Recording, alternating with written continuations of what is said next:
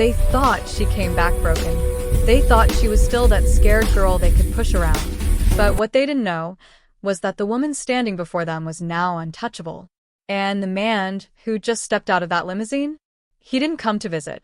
He came to make sure everyone knew exactly who his wife was. The drive back to Daniel's hotel took 20 minutes, but Emily barely noticed the time passing. She was still processing everything: the confrontation, the revelation, the look on Jason's face when Daniel had called her his wife. It felt surreal, like watching a movie of someone else's life. But it was her life.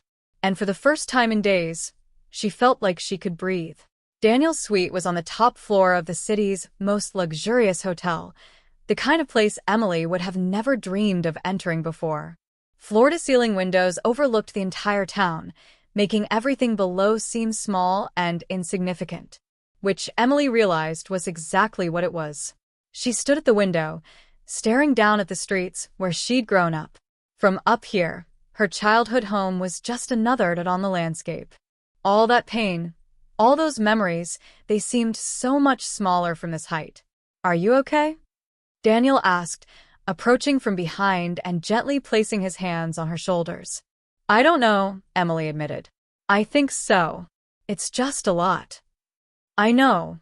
He turned her to face him, his eyes full of concern. "And I'm sorry you had to go through that. If I could have gotten there sooner." "You were exactly on time," Emily interrupted. "Honestly, I needed those few minutes. I needed to remember who I used to be so I could appreciate who I am now." Daniel smiled, but it was sad. No one should ever make you feel the way they did. "I know that now." A knock at the door interrupted them. Daniel's head of security, Marcus, entered with a tablet in hand. His expression was grave. "Mr. Hale, Mrs. Hale," he said, nodding to both of them. "We've completed the preliminary investigation you requested." "Investigation?" Emily asked, looking at Daniel. Daniel's jaw tightened. "When you first told me you were coming back here, I had my team do some background research. Just making sure you'd be safe." He looked almost apologetic. "I wasn't trying to invade your privacy. I just wanted to be prepared if anything happened." Emily felt a flutter of warmth in her chest. Of course he'd been protecting her, even when she didn't know she needed it. "What did you find?" she asked Marcus. Marcus hesitated, looking at Daniel, who nodded his permission. "Mrs. Hale, the information is disturbing. Are you sure you want to hear this?" Emily straightened her spine. "Yes. I need to know." Marcus opened the tablet and began reading from his notes. "We started with Jason Mercer. His harassment of you while you were dating is well documented. We found hospital records, police reports that were never followed up on, witness statements that were dismissed." Emily's hands clenched. She'd known about some of those reports. She'd made them herself, back when she still thought the system might help her. But nothing had ever happened. Jason had been too charming, too convincing. "But that's not all," Marcus continued. "After you left town 5 years ago, Jason Mercer received a significant cash influx. Wire transfers totaling $50,000 over the course of 6 months. "From who?" Emily asked, though she had a sinking feeling she already knew. "From your mother's bank account," Marcus said. "And from an account in Claire's name." The room seemed to tilt. "What?" Emily whispered. Daniel's hands tightened on her shoulders, steadying her. "There's more," he said quietly. Marcus continued, his voice professional but tinged with disgust. "The payments coincide with what appears to be a coordinated campaign to discredit you. Jason Mercer sold information about you to several tabloid websites, personal details, fabricated stories, manipulated photographs." "But I wasn't anyone," Emily said, her voice shaking. "I wasn't famous. Why would tabloids care?" "They wouldn't," Marcus agreed. "Unless someone was paying them to run the stories. Which is exactly what happened. Your sister, Claire, made several payments to online gossip sites, specifically requesting they publish negative articles about you." Emily felt her legs go weak. Daniel immediately guided her to the couch, sitting beside her. "But why?" Emily asked. "What could they possibly gain from that?" Marcus exchanged another look with Daniel. "That's where it gets worse. Claire filed insurance claims in your name. fraudulent claims.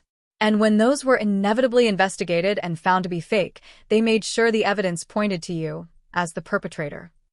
She framed me? Emily's voice was barely a whisper. Yes.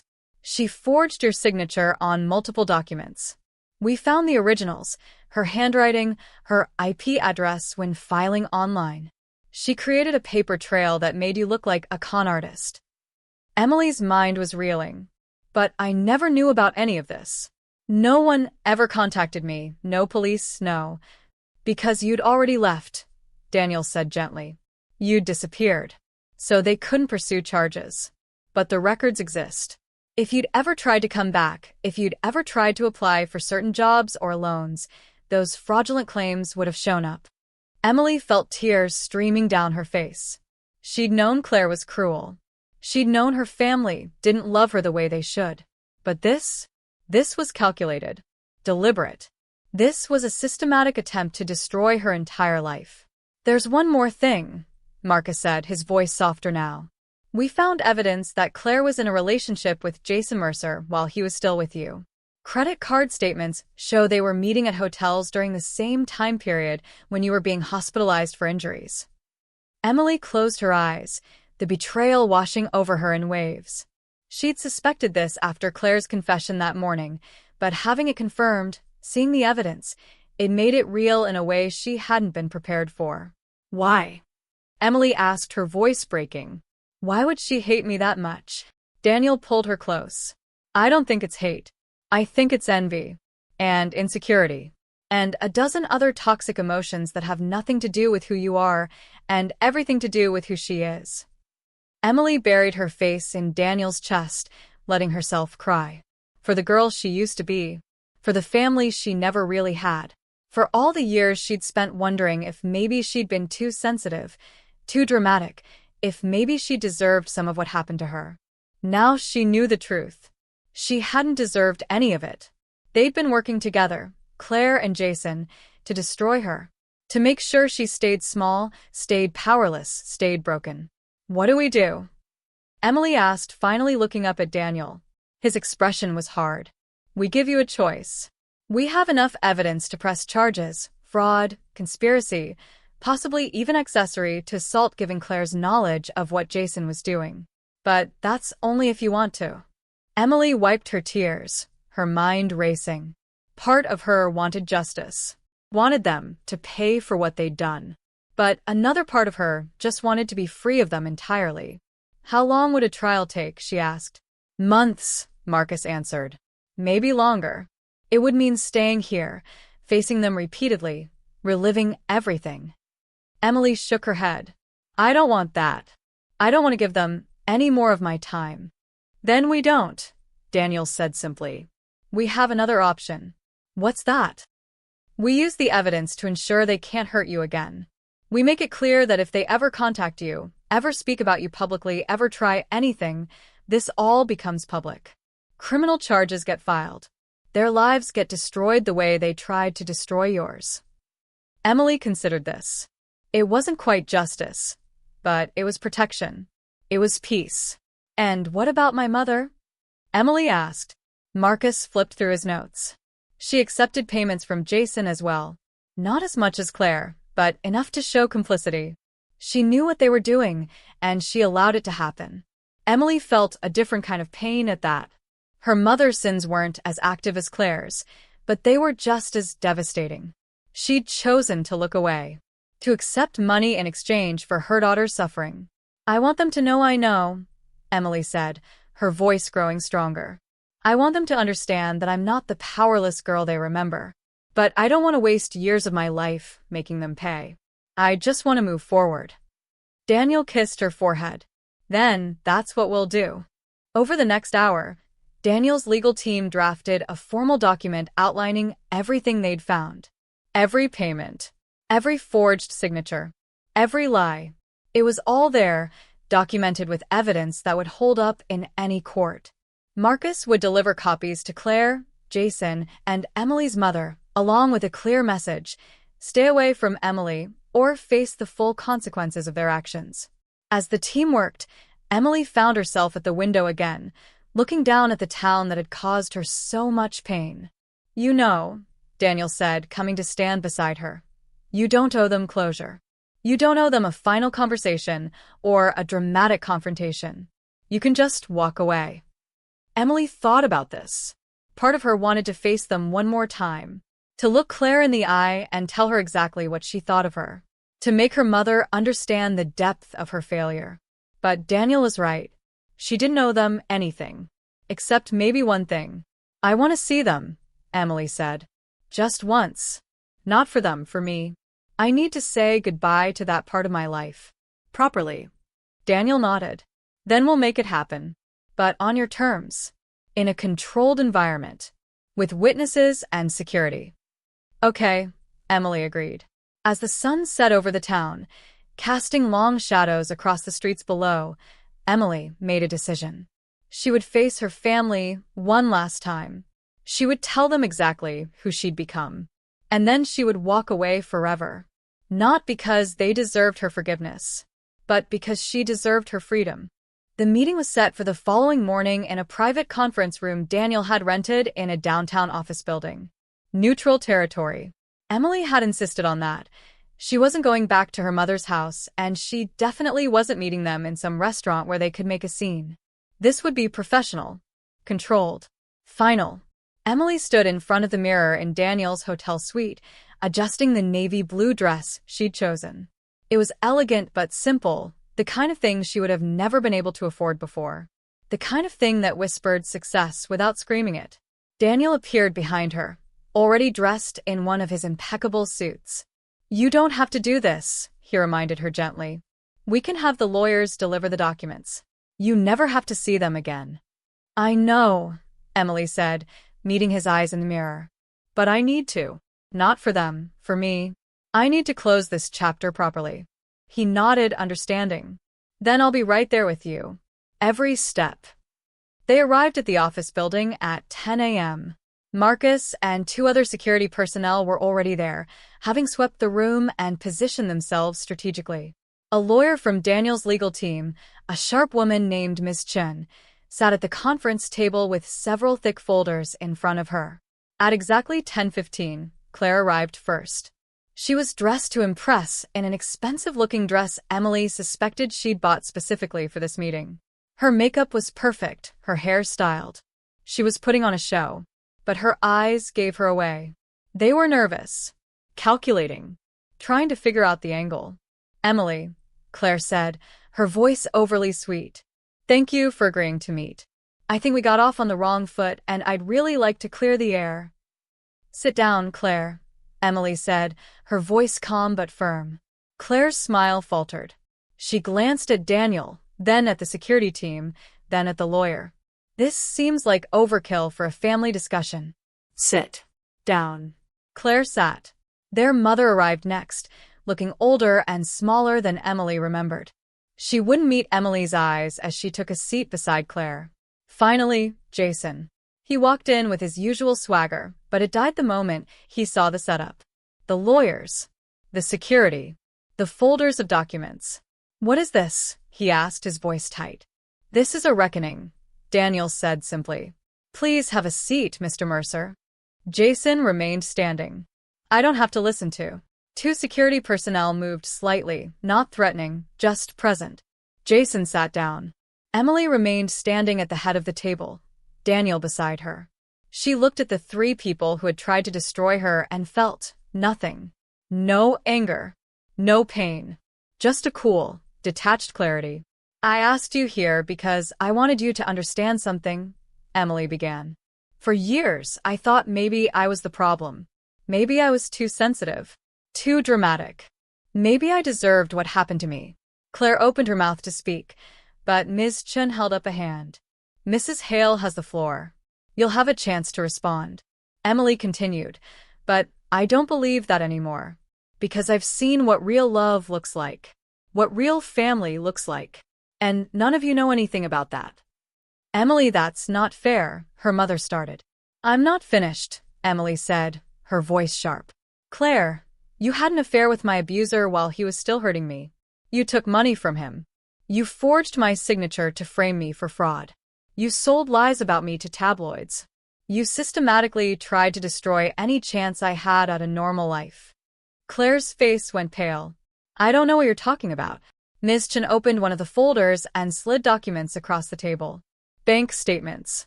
Wire transfers. Forged insurance claims. Screenshots of emails between Claire and Jason, planning their strategy. These say otherwise, Ms. Chen said calmly. Claire stared at the documents, her mouth opening and closing like a fish. Emily turned to Jason. You abused me for 2 years. You made me believe I was worthless. And when I finally escaped, you took money from my family to keep spreading lies about me, to make sure I could never come back here with my head held high. You left me, Jason said, his voice venomous. You embarrassed me. Made me look like... Like what? Emily interrupted. Like an abuser? Because that's what you are. That's what you'll always be. And these documents prove it. More papers slid across the table. Hospital records from Emily's injuries correlated with dates Jason had been seen with Claire. Police reports that had mysteriously been dropped after Jason made calls to people he knew in the department. Witness statements that had never been followed up on. Jason's face turned red, then white. Finally, Emily looked at her mother. This was the hardest one. Because her mother hadn't been actively malicious, she'd just been passively complicit, which in some ways hurt worse. Mom, Emily said, her voice softer now, you knew. Maybe not all of it, but you knew enough. Claire told you things. Jason gave you money. And you took it. You chose to look away while I suffered. Her mother's eyes filled with tears. I didn't know it was that bad. I thought you were exaggerating, Claire said. Claire's a liar, Emily said flatly. And you chose to believe her over your own daughter. Over the evidence in front of your face. Over the bruises I couldn't quite hide. I'm sorry, her mother whispered. I know you are. Now that you know I'm not poor and powerless. Now that you see I married someone successful. But where was that sorry 5 years ago? Where was it last week when I came to visit? Silence. Emily took a deep breath. Here's what's going to happen. Ms. Chun, please explain. The lawyer stood, her voice crisp and professional. We have sufficient evidence to press criminal charges against all 3 of you. Claire, for fraud, forgery, and conspiracy. Jason, for assault, stalking, and various other crimes. And Mrs. Mitchell, for accepting payments related to fraudulent activities. You can't, Claire started. We can, Ms. Chen interrupted. And we will, if necessary. However, Mrs. Hale has decided to offer you an alternative. Emily spoke again. You will never contact me again. Ever. No calls, no emails, no messages through third parties. You will not speak about me publicly. You will not sell stories about me. You will not mention my name in any context. That's insane, Claire said. You're my sister. I can talk about. If you do, Ms. Chun continued smoothly, every document in these folders goes to the police, the FBI, and every media outlet we can find. Your fraud schemes become public. Jason's abuse becomes public. All of it. This is blackmail, Jason growled. No, Daniel said, speaking for the first time. This is mercy. My wife is offering you a chance to walk away and rebuild your lives without the legal consequences you deserve. I suggest you take it. And what about the money? Claire asked, her true colors showing. What about everything Emily has now? We're family, she owes us. I owe you nothing, Emily said, her voice like ice. But I'll tell you what. Ms. Chun, how much did they take from me over the years? The money Claire stole in fraudulent claims?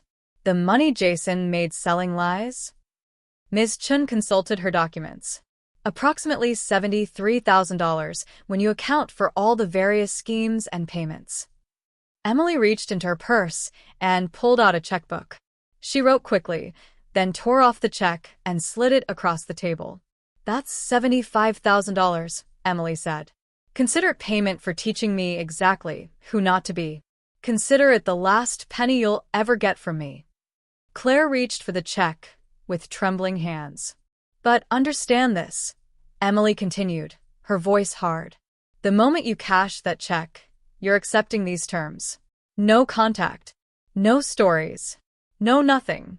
If you violate that agreement, the money won't protect you. Nothing will. Her mother finally spoke, her voice broken. Emily, please. I know I failed you, but I'm still your mother. Doesn't that mean anything? Emily looked at her, really looked at her, and felt a wave of sadness wash over her. Not for herself, but for this woman who had chosen so poorly, so consistently for so many years. It used to, Emily said quietly. It used to mean everything. But family isn't just blood, Mom. It's loyalty. It's protection. It's love. And you never gave me any of those things. I did love you. Maybe, Emily interrupted. In your own way. But it wasn't enough. It was never enough. And I spent too many years trying to earn a love that should have been given freely. She straightened up, signaling the meeting was ending. You have 48 hours to decide. Sign the agreement Ms. Chun is providing, accept the terms, and walk away. Or refuse and face criminal charges. Your choice. Marcus opened the conference room door, a clear signal that they were done. Claire grabbed the check, stuffing it into her purse. You think you're better than us now? No, Emily said. I just know I deserve better than you. Jason stood up, his face twisted with rage. This isn't over. Actually, it is, Daniel said, and something in his voice made Jason stop. And if you threaten my wife again in any way, you won't be dealing with lawyers. You'll be dealing with me. Are we clear?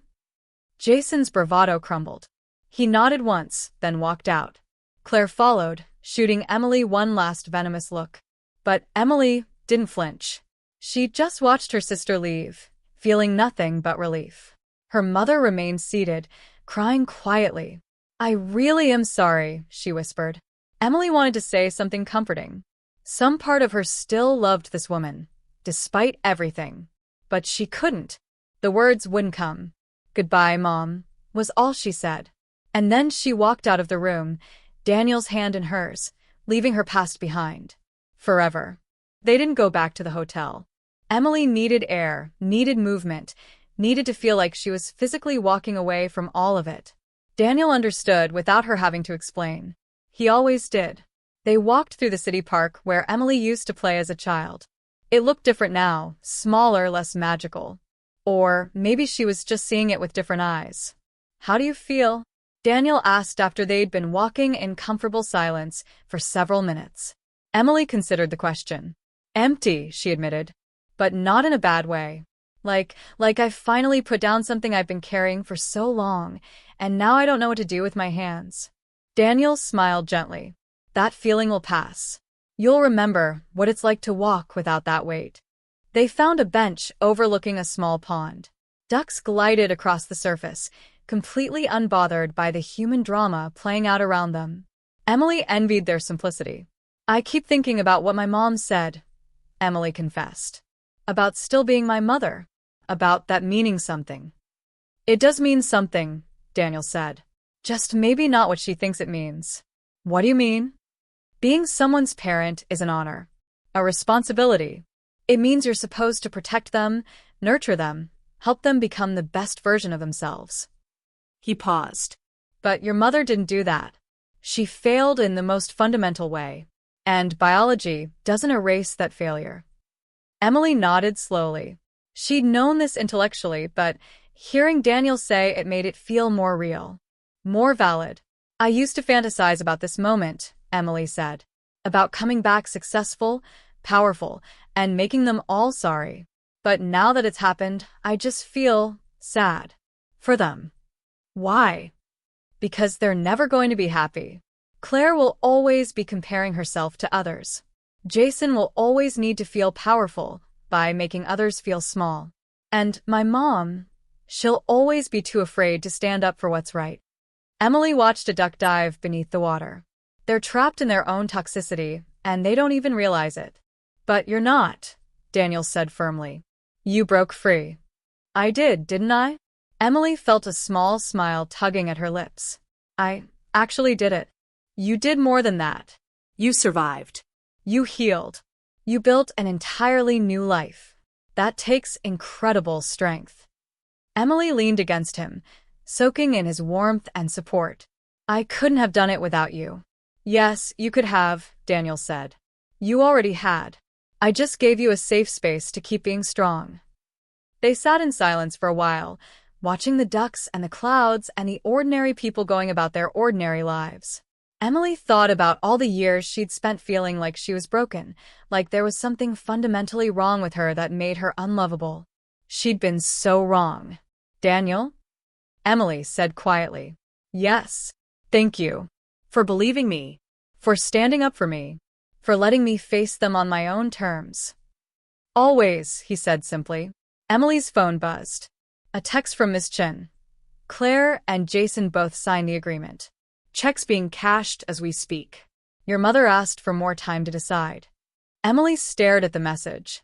Part of her had hoped her mother would be different, would choose relationship over money, love over fear.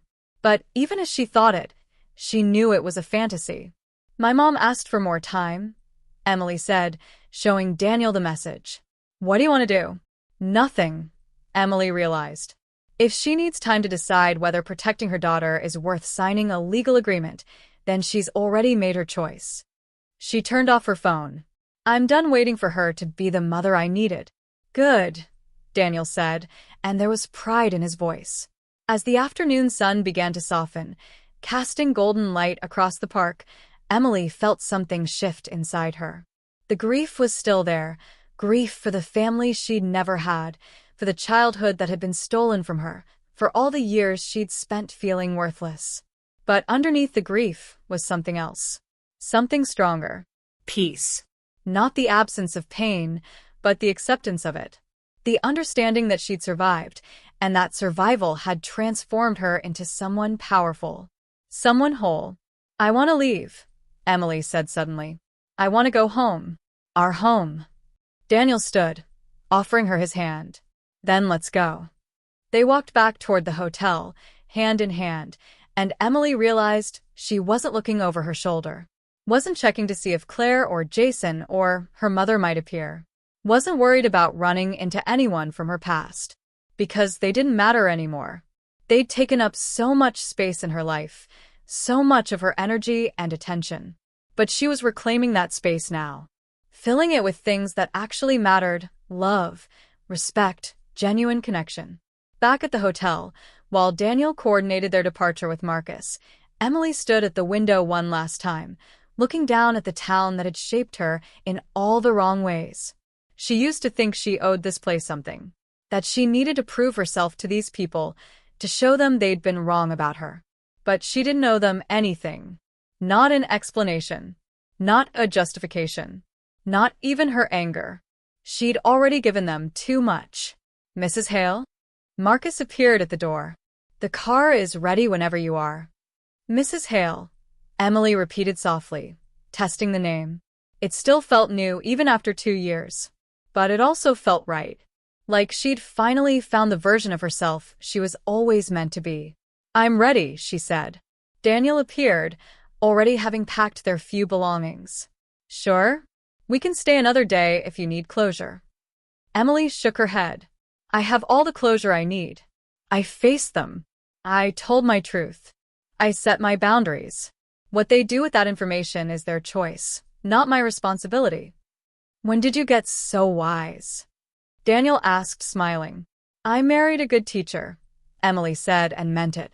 As they rode down in the elevator, Emily caught sight of herself in the mirrored walls.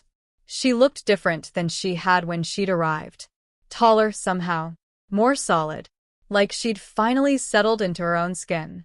The girl who'd returned to this town had been testing herself, seeing if she could withstand the old toxicity without crumbling. The woman leaving was different. She wasn't running away this time. She was walking forward. And she knew exactly where she was going. The limousine waited outside, sleek and powerful, completely out of place in this modest town. Emily didn't care. She climbed in without looking back at the hotel, the street, any of it. As they pulled away, Daniel squeezed her hand. Any regrets? Emily thought about it. About Claire's betrayal. About Jason's abuse. about her mother's weakness, about all the years she'd spent trying to earn love from people who were incapable of giving it. "No," she said finally. "Not anymore. Because if none of that had happened, I wouldn't be who I am today. I wouldn't have left. I wouldn't have found you. I wouldn't have learned what real love actually feels like." That's a very generous way to look at it. "I'm not being generous to them," Emily clarified. "I'm being generous to myself. I'm choosing to see my pain as something that made me stronger, rather than something that broke me." Daniel raised her hand to his lips, kissing it gently. "I love you, Emily Hale. I love you too." As the town disappeared in the rearview mirror, Emily felt a chapter of her life closing. Not with a slam, but with a soft, definitive click. She'd come back to face her past. She'd confronted her demons. And she'd won. Not because she destroyed them or gotten revenge or made them pay, but because she'd realized something more important. They no longer had power over her. She was free. Finally, completely, absolutely free. And that freedom was the sweetest victory of all. Chapter 8. A New Beginning. 3 weeks later, Emily stood in the kitchen of their home, hers and Daniel's, watching the late afternoon sun stream through the floor-to-ceiling windows. The house sat on a hill overlooking the ocean, so different from the cramped, dark rooms of her childhood that it felt like she'd stepped into a different dimension. She was making tea, something simple and peaceful, when her phone buzzed. A message from Ms. Chen. "Your mother signed the agreement today. All parties now legally bound to the terms. Consider the matter closed." Emily stared at the message for a long moment. She'd expected to feel something, relief, maybe, or vindication. But instead, she just felt neutral, like closing a book she'd already finished reading. She typed back, "Thank you for everything." And that was that. Daniel found her a few minutes later, still standing by the window with her tea. "You okay?" he asked, wrapping his arms around her from behind.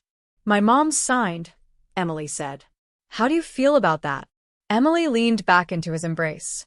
"Like it's finally over. Really, truly over." "Good." He kissed the top of her head. "Speaking of new beginnings, I have something to show you." He led her to his study, where his laptop was open to an email. "I got a message today from a woman named Sarah. She read about your story, some of it leaked online from the mall incident, and she wanted to reach out." Emily's stomach tightened. "To say what? That I'm a liar like Jason claimed?" "No," Daniel said gently. "Read it." Emily leaned over the laptop, reading. "Dear Mrs. Hale, you don't know me, but I had to write to you. I saw what happened at the mall, and I've been following your story. I was in a relationship with Jason Mercer 7 years ago, before he met you. He did the same things to me. The abuse, the manipulation, the isolation. When I finally escaped, I tried to tell people, but no one believed me. He was too charming, too convincing. When I saw you stand up to him, when I saw you with your husband who actually protected you, I cried. Because I realized I wasn't crazy. I wasn't making it up. It was real. Thank you for being brave enough to face him. Thank you for showing me that it's possible to survive and build a life after something like that. You gave me hope I didn't know I needed. With gratitude, Sarah."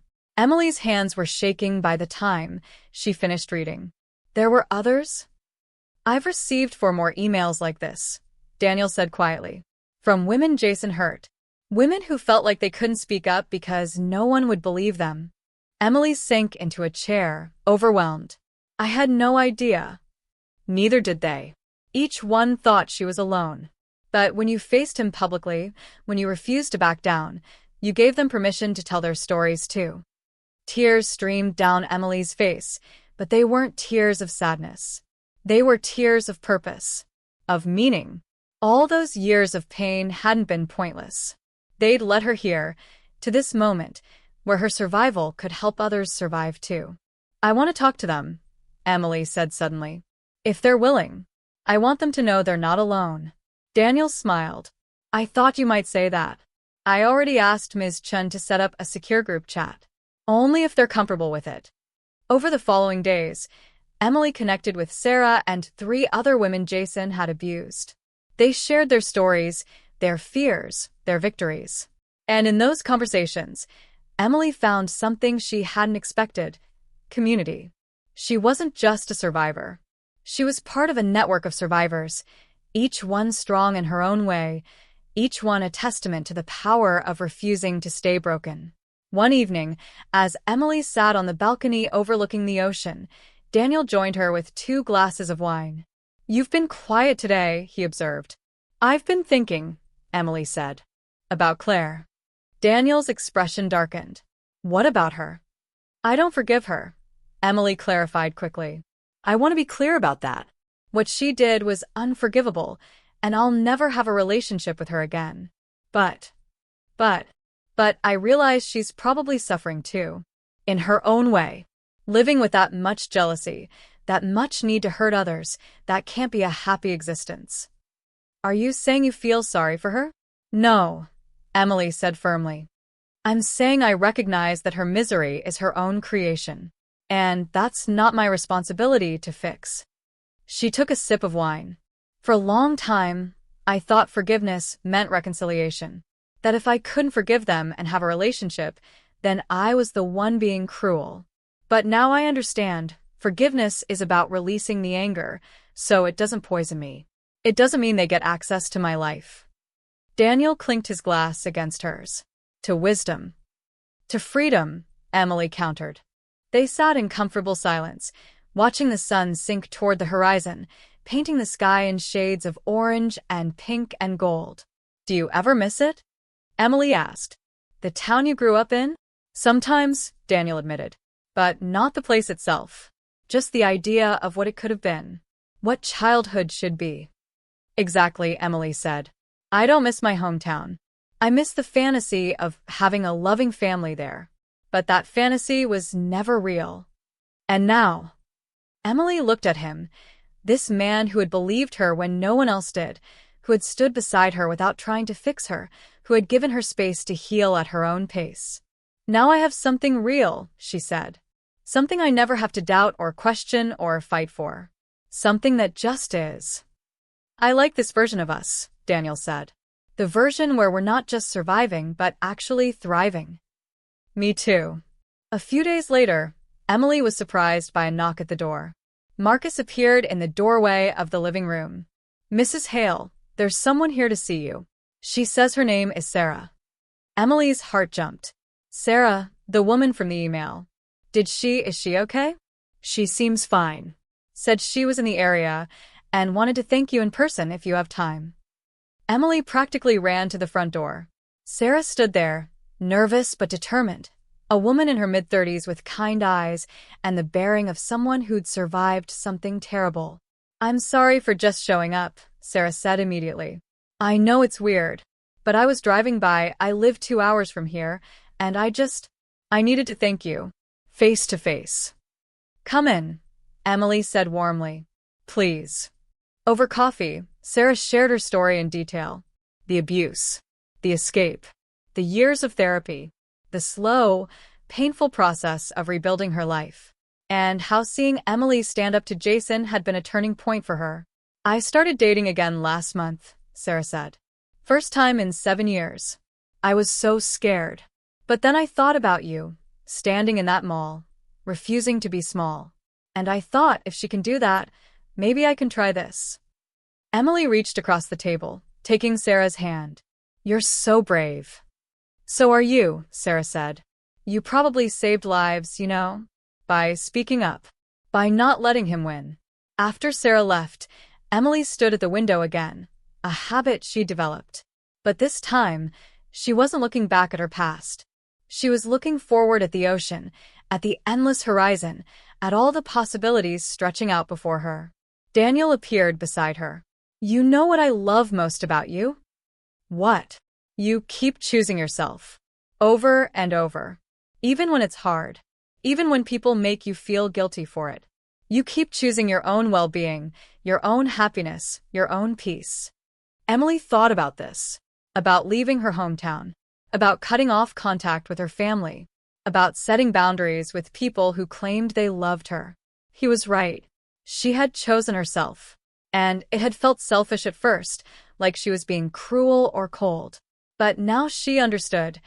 Choosing yourself isn't selfish when the alternative is destroying yourself to make others comfortable. I'm proud of who I've become, Emily said, and realized it was true. Completely undeniably true. You should be, Daniel said. That night, lying in bed beside Daniel, Emily thought about the girl she used to be. The one who believed she deserved the abuse. The one who thought love was supposed to hurt. The one who would have accepted crumbs and called it a feast. She wanted to tell that girl something. To reach back through time and whisper in her ear, "It gets better. You get stronger. You find people who actually love you, really love you, without conditions or cruelty. You become someone you can be proud of. Just hold on." But she couldn't reach that girl. Time didn't work that way. So instead, she would help other girls, other women, other survivors who needed to hear those words. She pulled out her phone and opened a note. She started typing, "My name is Emily Hale, and this is my story." She would write it all down. Not for revenge, not to shame anyone, but to show others that survival was possible, that healing was real, that you could walk through fire and come out stronger on the other side. Daniel stirred beside her, mumbling sleepily. "You okay?" "More than okay," Emily whispered. "I'm finally free." "Good," he said, already drifting back to sleep. "That's all I ever wanted for you." Emily set down her phone and snuggled closer to him, feeling safe in a way she'd never known was possible. Tomorrow, she would continue writing her story. She would reach out to the survivors group. She would build something meaningful from the ashes of her pain. But tonight, she would just be here, in this moment, in this home, with this man who loved her unconditionally. She had spent so many years running from her past, trying to escape the girl she used to be. But now she understood. She wasn't running anymore. She was walking forward, steady and strong, into a future she'd built with her own hands. A future where she was valued, protected, cherished. A future where she knew, without question, that she was enough, exactly as she was. And as Emily drifted off to sleep, wrapped in safety and love, she smiled. Because this peace, this joy, this absolute certainty that she was exactly where she belonged, this was what victory looked like. Not revenge. Not forcing others to acknowledge their wrongdoing. Just freedom. Simple, beautiful, hard-won freedom. And nothing Claire, Jason, or anyone else could do would ever take that away from her again. She was Emily Hale. She was a survivor. She was strong. She was loved. And she was finally home.